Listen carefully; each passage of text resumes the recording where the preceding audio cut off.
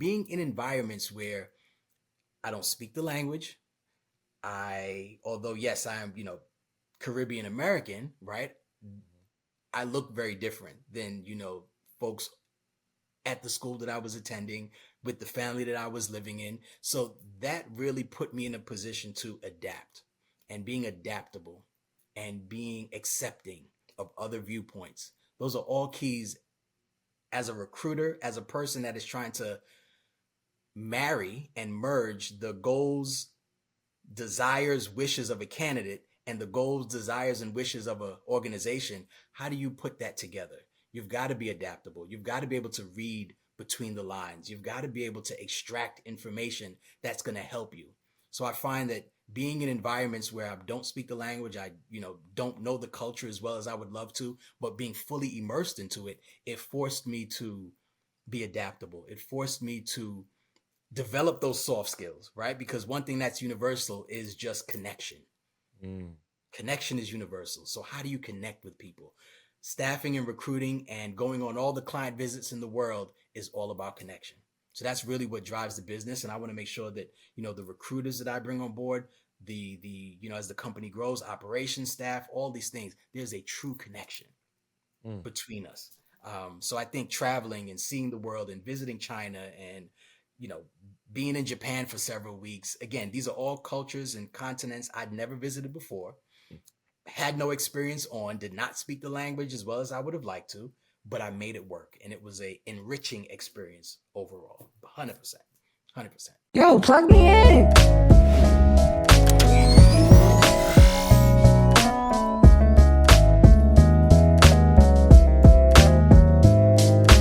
Plug me in to the STEM Plug podcast. Welcome to another episode of the STEM Plug podcast. And here on the STEM Plug podcast, we plug you in with amazing entrepreneurs and innovators doing some amazing things in the science, technology, engineering, and math space. And today, Rich Innovated, I'm back again, and we're plugging you in with another amazing entrepreneur and innovator. And I say amazing, this guy is amazing for real. Like, we had to make sure we had my boy Shaun on the show just to plug you in, right? So Shaun is the founder and the managing director of Crown Technical Staffing, which is based in Atlanta and is doing some engineering recruitment right now. So it's very important that we have Shaun on the show so he can really plug in his staffing agency and really tell you everything that he has going on, right? So like I said, Shaun is here with Crown Technical Staffing, which is a leading executive engineering firm, right? So Shaun, how's it going today, bro? I'm doing well, Rich. Glad to have an opportunity to kind of share with you, share with your network, and just kind of share what we've been up to. What's to look forward to for Crown. Right. So we have that you're the founder, right, of Crown, Yeah. right? Yeah. And we're going to say Crown for short, right? Sure, But let's kind of take it back a little bit, right? Sure. You're now the founder of a staffing agency, but I know it didn't always start like that, right? So share a little bit with us, with our listeners, about your story, man. Like what even got you interested into starting your own staffing agency? Because that's amazing. It's a tall task. I'll tell you that. A tall task, man. So back in New York, I'm originally from Brooklyn, New York. Went to school upstate New York, small, private college, Hobart and William Smith.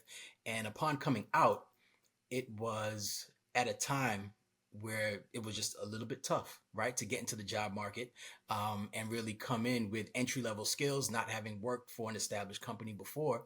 It was tough getting an opportunity. And I wanted to be at that time a public service officer, right, for the U.S. government. And during the interim, I knew that I needed to make money. I knew I needed to pay the rent. So I partnered up with a staffing agency that still exists today. I'm still friends with the very first person that recruited me back in 2005. And I just saw the influence that this person had in getting me interviews, getting me opportunities, creating a bridge between me, an unknown candidate, and a company having an opportunity. She was that bridge and that connection piece.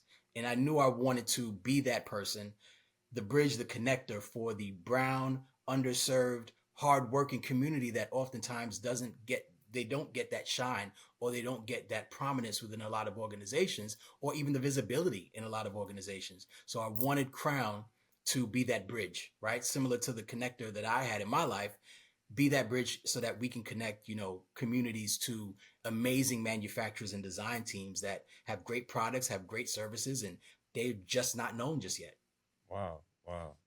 Nah, that's amazing. That's amazing. So, Yeah. what year did you start Crown? April of 2022. So we're a Wow. new, yeah. So we're a new organization. It's funny when I met you, and I was kind of just sharing the story and sharing, just your connection with the engineering and you know Mhm. Nesby community.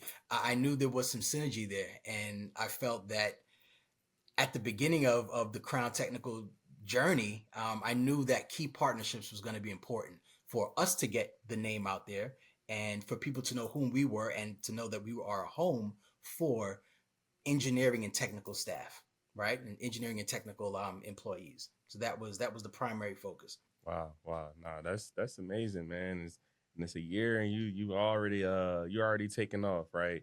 And Yeah, I always like to say that the hardest thing with anything is to start, right? right. So did you have like with this idea that you had of starting this staffing agency, Oh, was it did you have this for a while, or did you like soon as the idea came up, you just went for it? no, I'd been mulling it over, right, for the past Wow. 3 years. And it came to a point in my former employer that it was evident that I wanted to create or build an environment that could cater to a better mousetrap or could support a better mousetrap, right? So to speak, where you are really empowering the recruitment team, you're empowering the business development team, you are working truly, truly in a partnership with the clients that you're getting on board. I knew that I can offer some value that was missing in the marketplace. So the idea was there, the financial setup, right, needed some time to really be able to cultivate the resources so I could exit and go off on my own. So that was really where building the steam needed to come from, right? Because I knew I wanted to do something different in the marketplace, especially being the only minority owned, black owned engineering and technical recruitment firm in Atlanta. So I knew there was a place for me. I just needed to pull myself by the bootstraps and go make it happen, you know? Yeah, nah, you did it. You did it. So what would you say are kind of like the key responsibilities that come with you, kind of, driving that exclusive talent to your firm? What are the responsibilities you kind of have? Sure. So the biggest thing, we run split desk here at Crown. So that means I've got a fulfillment team of recruiters that handle a lot of the vetting of candidates and finding the right talent, being in the communities, etc., alongside, myself, of course. But one of the key responsibilities is just making sure that we fully understand what the client is looking for. It's very easy to have a job description, put a couple of keywords into a Boolean search, into a LinkedIn search, and find candidates that may match on paper.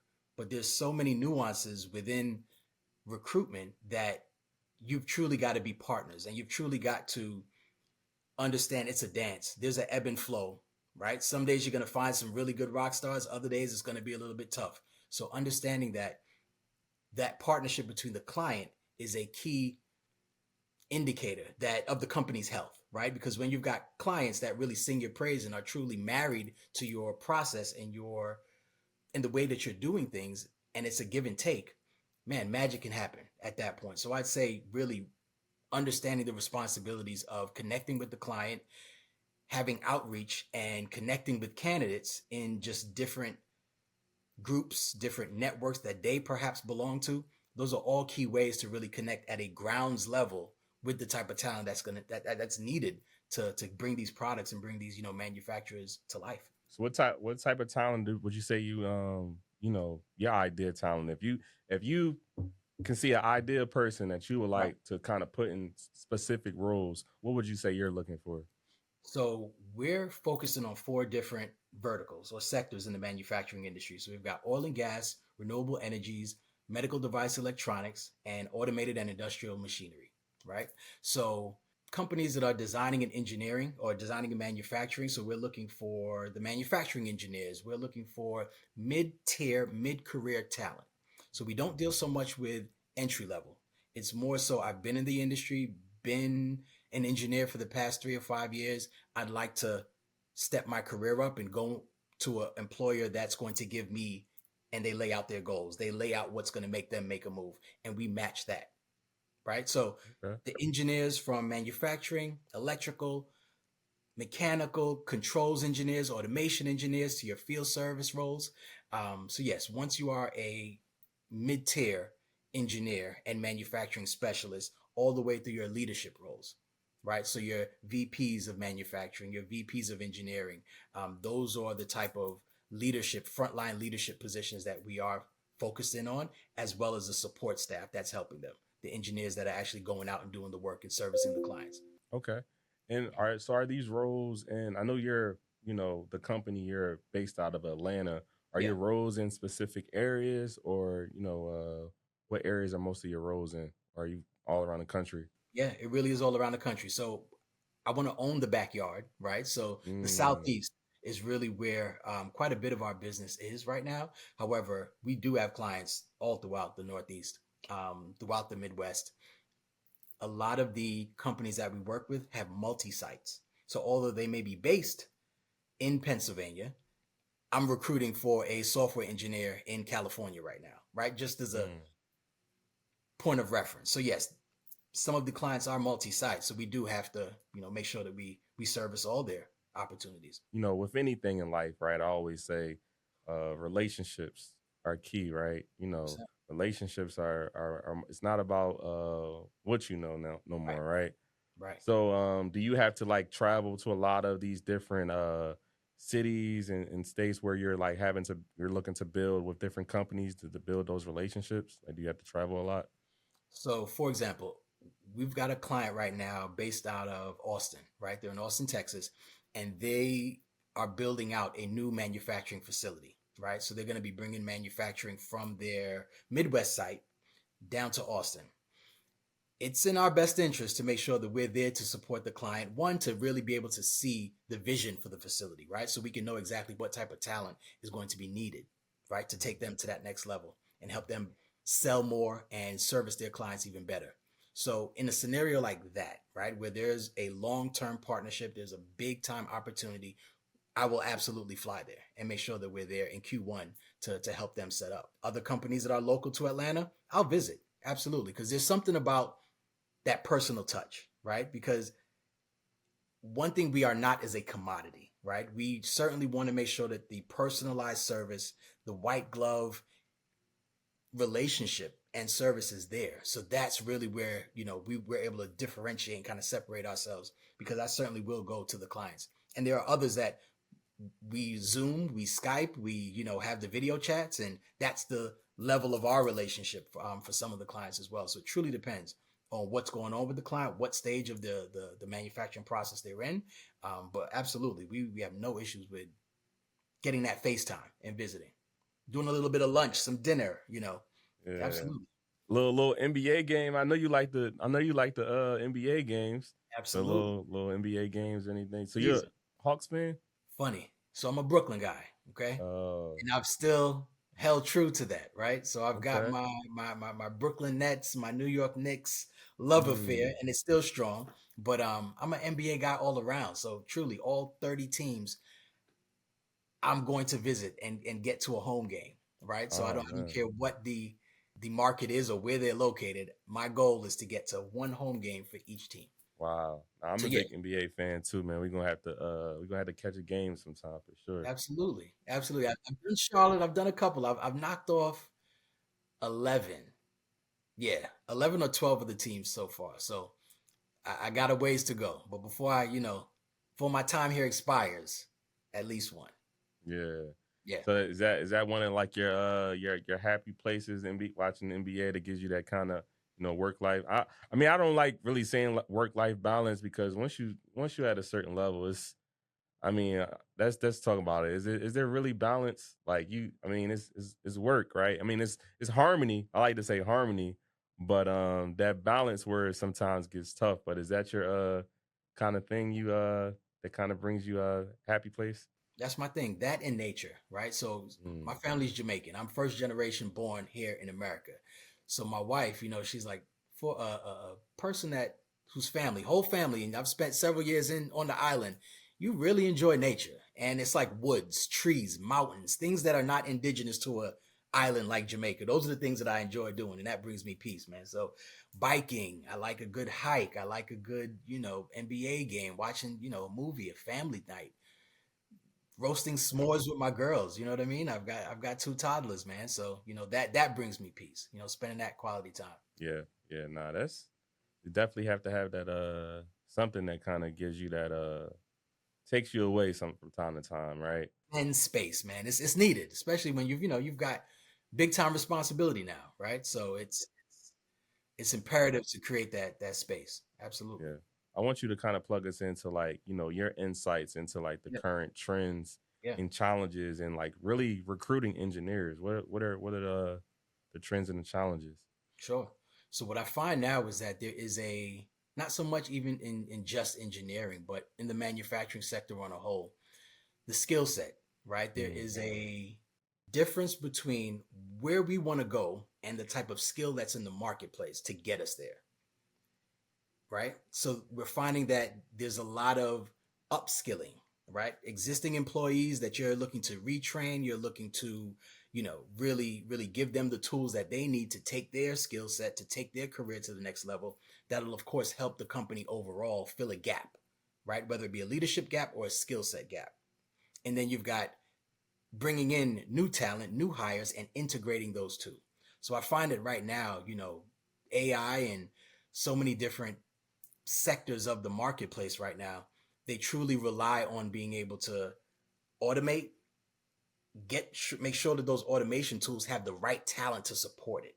And that's really where sometimes that gap is. Like, I know we need to be using certain tools, certain, resources, Lean Six Sigma, just different things that organizations will need, but they may not always have the skill set in house to go and make it happen. mm, That's what we're seeing right now, right? We've got the talent. How do we marry it and merge it with the companies that are looking for it? And that's one of the things that we're seeing now. A lot of people are coming to the forefront, just trying to figure out, okay, how do I get my company from a 5% growth? I need to get it to 15%. But the existing talent that I've got isn't going to get it there. So I need to retrain my existing employees or go hire new. So that's what we're looking to bridge. yeah. That brings up an interesting topic. So, and I was talking to someone else about this before, but Mhm, do you think that, in today's universities, do you mhm, think that, and I see students that take these hard engineering classes, right? mhm. But is it really preparing them for industry, right? Like you're taking all these hard classes, but is it really what, companies maybe even looking for those certain skill sets? So do you think that there's a lack of like maybe, coming to education that's being taught in some of like the school systems compared to what's really being need in industry? So I see a lot of companies, especially in their, field service or sales or automation roles. These are client facing positions, right? Mm-hmm. So Mm-hmm. someone who's very, and I know there's a stigma, right? And it's not a accurate statement or an accurate stigma, but it exists, right? That Mm-hmm. engineers are stiff, right? They're so, Mm. they're Yep. very robotic in their thought, very methodical in their thought. So a lot of soft skills are truly needed Yeah. in this industry and in this space. And I'm finding that that's where bringing more women and bringing more, diverse representation into engineering and manufacturing, all those things lead to a wider scope Yeah. and leads to additional diversity and just a wider opportunity for the client to be happy, for their customers to be happy. And it's not so much the technical skill, but it's a lot of the soft skills that are really needed, because leadership can make or break your organization. And if the leadership isn't able to connect, isn't able to engage, isn't able to advance the careers or help advance the careers of their direct reports, your company can go up in smoke, right? Your product can fall flat, managerial issues run rampant, right? And so having the right people in place, having the right leadership in place, i.e., soft skills, are just as important as that automation piece, just as important as the technical skill set to go run the machinery to go install and commission the equipment is just as important as being able to, work the room, so to speak, and bring the stakeholders on board with you. You spitting bars, man, because that's something that I always say is just like, for me, my background as an engineer, right? I Mhm. have a lot of technical skills, but I also focus on, I like to call them life skills of just Yeah, being able to, have those skills such as, emotional intelligence, empathy for others, just understanding how to relate and talk to different cultures of yeah, people. Like you said, is so important. And yeah. then sometimes when we're in those engineering fields or these so technical roles, Right, we think everything is just so technical, and then right. it kind of gets lost. So you hit it right on the nose, man. That's bars. No, it's a skill set that we're seeing more of. Those soft skills and that leadership ability is key now. Yeah, for sure, for sure. So it seems like you have a lot of you've traveled a lot of different places. You've been international as well. How would you say, just your, I guess, international experience and being exposed to different things has Sure. evolved and helped you in your leadership? So I find that, I had the opportunity in college to study abroad, actually lived with the family for 4 months in Dakar, Senegal. Mm, Studied at Université de Liberté 5, went to Cheikh Anta Diop for a certification program. So being in environments where I don't speak the language, although yes, I am, Caribbean American, right? I look very different than, folks at the school that I was attending, with the family that I was living in. So that really put me in a position to adapt and being adaptable and being accepting of other viewpoints. Those are all keys as a recruiter, as a person that is trying to marry and merge the goals, desires, wishes of a candidate and the goals, desires, and wishes of an organization. How do you put that together? You've got to be adaptable. You've got to be able to read between the lines. You've got to be able to extract information that's going to help you. So I find that being in environments where I don't speak the language, I, don't know the culture as well as I would love to, but being fully immersed into it, it forced me to be adaptable. It forced me to develop those soft skills, right? Because one thing that's universal is just connection. mm, Connection is universal. So, how do you connect with people? Staffing and recruiting and going on all the client visits in the world is all about connection. So, that's really what drives the business. And I want to make sure that, the recruiters that I bring on board, as the company grows, operations staff, all these things, there's a true connection mm. between us. So I think traveling and seeing the world and visiting China and, you know, being in Japan for several weeks. Again, these are all cultures and continents I'd never visited before, had no experience on, did not speak the language as well as I would have liked to, but I made it work. And it was a enriching experience overall. 100%. 100%. That's bars. So how do you I know you say you network a lot, you build relationships, right? How do you really stay up to date to like the latest, industry trends to make sure that you know, Crown Technical Staffing is really staying up to date to the forefront of everything? Sure, sure. One of the things that I do is they say leaders are readers, right? And Mm, being able to dig into your craft and being able to niche down, right? They say, uh, I won't throw too many cliches out there, right? But there's riches in the niches, so to speak, right? So being yeah. able to truly niche down and being able to specialize in a particular sector and a specific area, I've got to stay abreast of what's going on. What are the pain points of my clients? What are the pain points of the hiring managers and the people that I serve and the people that I'm partnered with?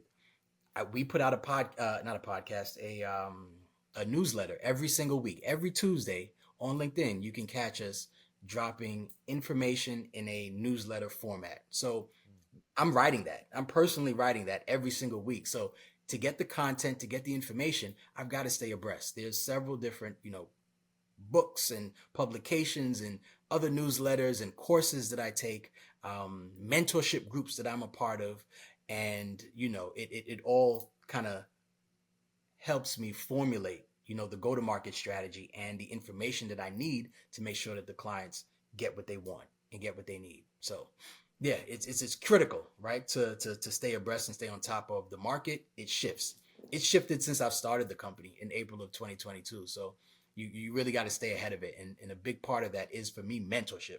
Nah, that's bars. Where do you kind of see the impact of like remote work now? You know, kind of on a within your industry. I know you talked about a lot of manufacturing, engineering roles. I'm guessing a lot of those will be actually on site. Yeah, But a lot of people now going wanting to go into remote roles and stuff yeah. like that. Have you seen that to be any effect on some of the jobs that you're even looking at recruiting under your staffing agency? Sure, sure. So even, roles that are on site, they're giving a lot of options. 3 days in the office, 2 days out. So they're giving some level of flexibility. A lot of clients are putting that into their, benefits or attractive elements of the company. It's like, hey, you don't have to be here 5 days a week, right? There are certain things you can do over the phone. There are certain softwares that you can plug into so you can, help or be a part of a remote team. So that oftentimes is a selling point. But yes, we are seeing at minimum a lot of companies are giving at least 3 days in the office, 2 days out. So yeah, remote work is here to stay. Truly, it is. It's I was reading a article the other day, and they mentioned most companies, I'd say at least 27%, they don't adhere to their in office 5 days a week standard anyway. Mm. So either you fight with that 27%, or you make your opportunity a bit more flexible and cater to a wider audience, because that 1% of technical and engineering talent, they want flexibility. Everybody's got lives, everybody's got families, right? So they realize, especially post pandemic, the need for some level of flexibility is necessary. That's definitely true. We're since after COVID now, right? We're in a different world now, right? Right. And just seeing if that kind of relate to the specific job or area, is that possible? So yeah, Right. that's true. You shared a lot with our listeners today about your agency and everything and all the different roles that you offer. Give me a challenging moment that you really had to overcome. I enjoy and our listeners really enjoy hearing from people that overcame something within their life, right? So what challenging moment in your career do you feel like you've had to overcome and really helps you to get to where you're at today? That's a good question. So with a challenging moment, right? When I first started Crown Technical Staffing, there were individuals that I'd been working with, that I partnered with in the past, that said, as soon as you open up this division, we're going to partner together. As soon as you open up the company, we're going to partner together and make it happen. We're going to make it happen together. So this initially started with a group of recruiters that I'd been familiar with, that we were going to come together and partner and build this. But as time got a little bit closer, life happened, right? Things occurred where they weren't able to go in the direction that at one point we were all going in together. So I had to pivot, right? And I knew that I set a date for myself. I knew that my family was reliant on this opportunity happening. And I knew that, again, we could fill a void much bigger in the marketplace than just myself and just the, team that I had on board initially. So that's where, and to your point, right? Workers who are remote, who are in different countries, different parts of the world, are very skilled, very knowledgeable about this industry, very knowledgeable about, being a good recruiter. So I went that route, right? Instead of building a team of local recruiters, I built a team of remote recruiters, right? So that was the real shift and real pivot. Being able to find, one, the resources, right? Where am I going to find recruiters that have never met me, don't know me from a hole in the wall, never heard of my company? How do we sell this opportunity? How do we sell the partnerships and the clients that we're working with? So that for me was critical, because I had a business, but there was a gap in terms of being able to fulfill orders in the business because there wasn't a fulfillment team at that time. So I had to step in, at the same time learning how to immediately attract remote recruiters and being able to build it that way. So right now we do have a team of 3 remote recruiters. They 2 of them are local, one is international, and being able to create that culture, create that environment without being face to face, as it was initially supposed to be. Right, that was the goal. That was how we were going to build the company. But yeah, life happened and we pivoted, and it needed to be a remote only organization. And that's the vision of the business. And it's worked out tremendously, tremendously. Mm. Sometimes that pivot, that crossover move you did real quick, it get you an even better bucket, right? So Absolutely. it It seemed like does. you pivot and you had an even better outcome that you couldn't even imagine, right? Didn't it So, was never a part of the game plan when I first mm, started the business, but it happened, right? And it was a shift that needed to happen in order for the company to survive. So yeah, that was one of the biggest lessons, to take off the employee hat very quickly and throw on the owner hat within weeks of starting the business. So that for me was a learning lesson. A lot of bumps in the road. mm. You know, you definitely had to switch hats and switch personas and really build a vision quickly. Wow. Yeah. Okay. We gotta rewind and dive into this a little bit now because Okay. you said the employee hat and the owner hat. Yeah. And now I really want to go into this because a lot of people want to go into entrepreneurship, right? Coming from working a 9 to 5 job, right? But like you kind of just explained, now as you're going into an owner more in the entrepreneurship part, you got Right. to have a certain mindset, right?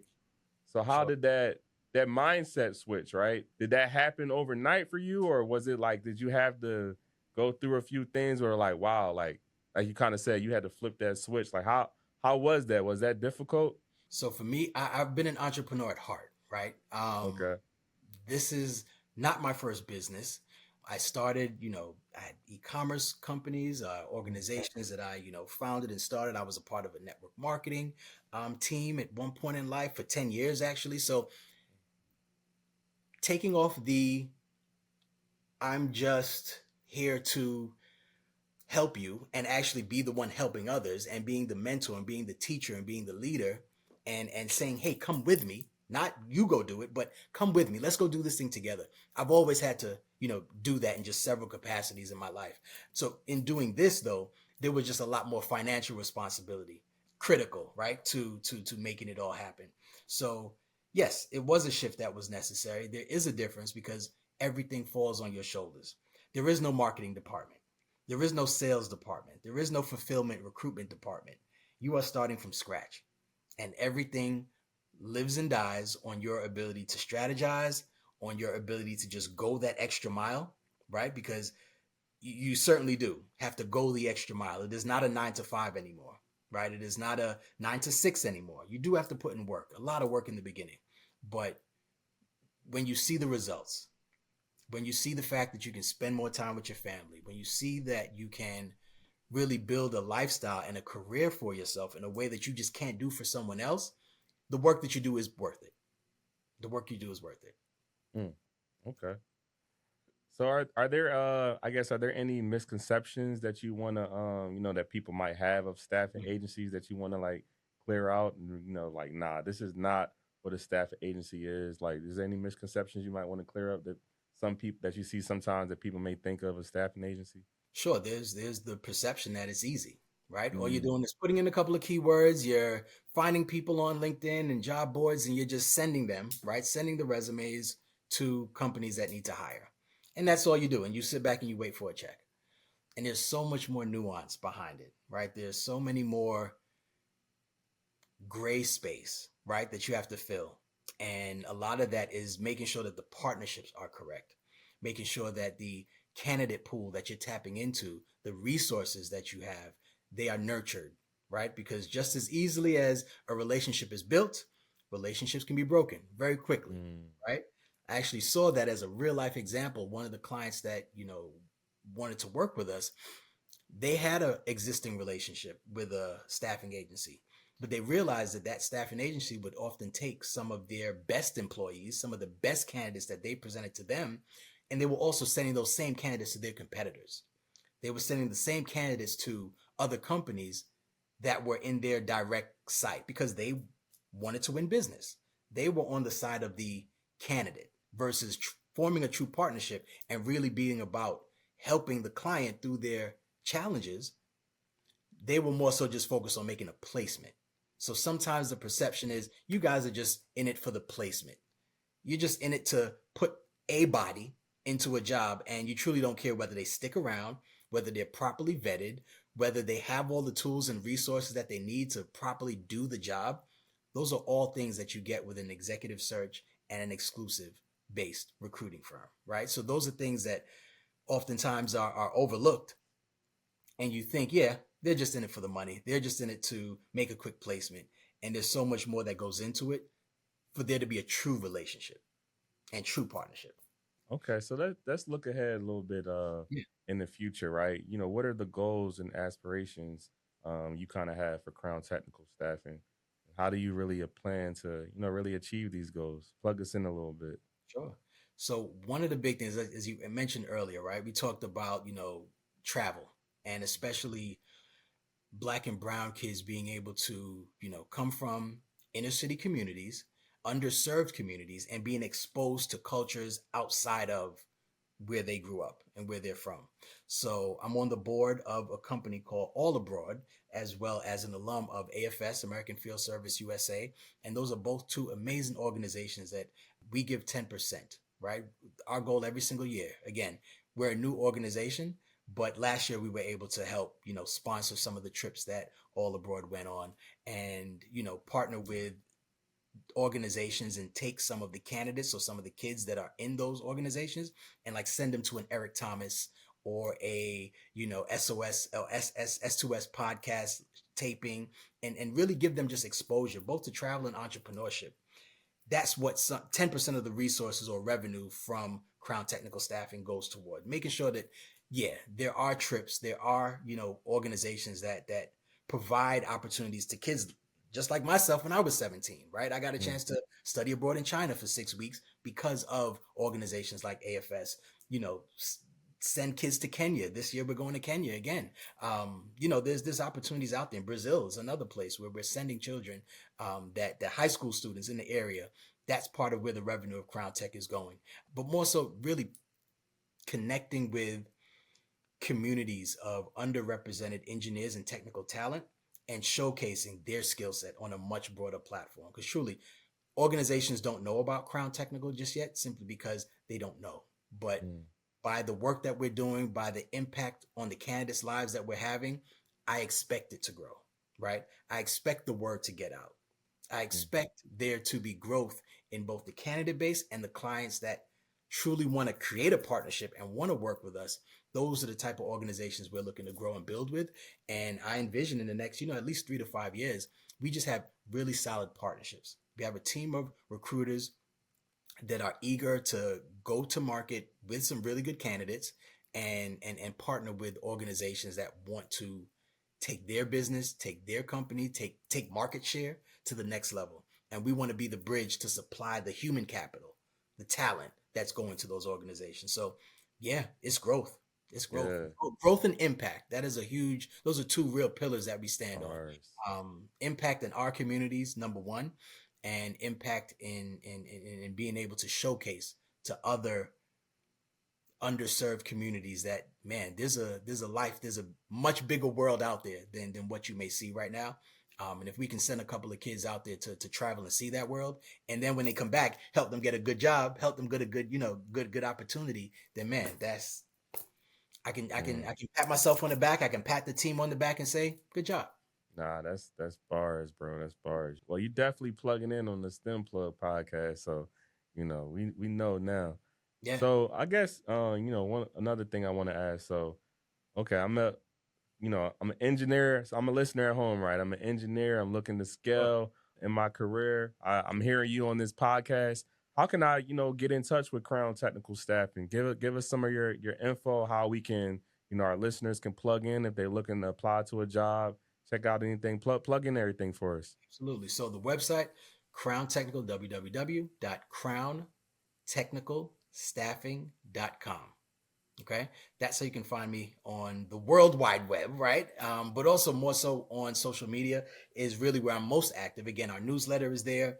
And that is on my personal page. And that's Shaun Bartley, and you can see my name, ShaunBartley.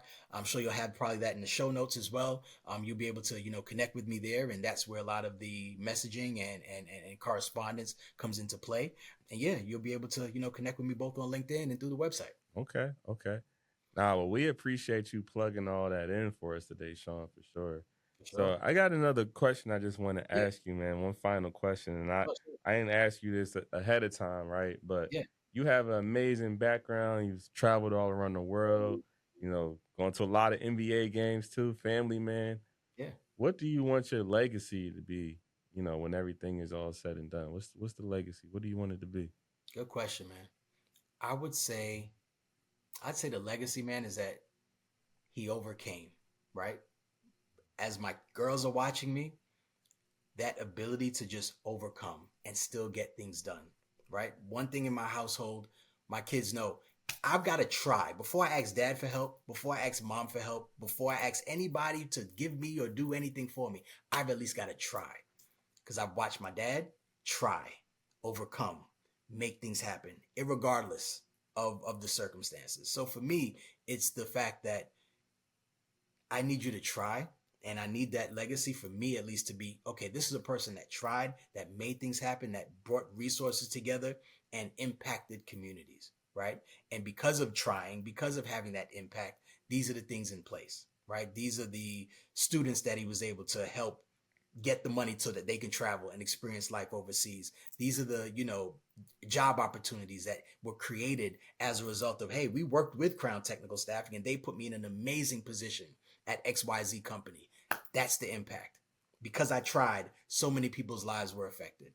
Because we tried, because we made sure that there was a sense of you've just got to overcome and get it done. I take that into every job search that we put together. I put that into every partnership with a client that I work with, and I put that into my family. Try, overcome, and just get it done. Wow, man, that's bars. There's definitely a drop the mic right there. Hey, Well, pleasure. well, Shaun, we appreciate you plugging in everything about your experience, your career, really just sharing more with us about Crown Technical Staffing. I'm sure our listeners plugging in home are really interested and intrigued and really want to plug in more with your organization, right?